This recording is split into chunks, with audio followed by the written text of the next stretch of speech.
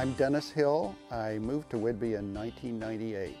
One of the things that I'm always looking for is the texture in the scene, and that might be in the sky, the shape of the clouds, it might be the fields and the way the light is striking it.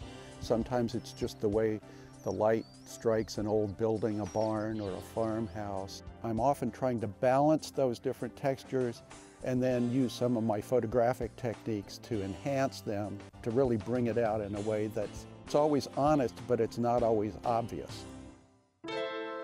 I have always loved being near the water. I also really find that I identify with these subtle attractions. Sunnyside Cemetery can be a fascinating place when the light's just right and it's streaming down through the trees on the tombstones, or some of these barns that we have around on Eby's Prairie are just fascinating to work with at different times of year.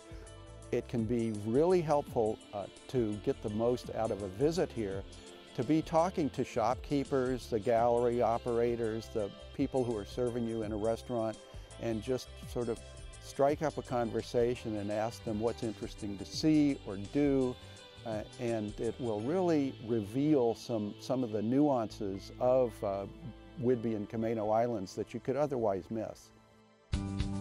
I'm always watching for interesting texture in the clouds, and whether that's a blue sky puffy cloud day or whether it's a grayer day but with lots of variation. There are times when I just have to be reactive and I don't have a lot of warning, and I see sky conditions shaping up, and sometimes that pays off and sometimes I'm late. But even if I'm late, I often have one of those wonderful experiences of just seeing what's happened, and I can enjoy it even if I don't get a picture.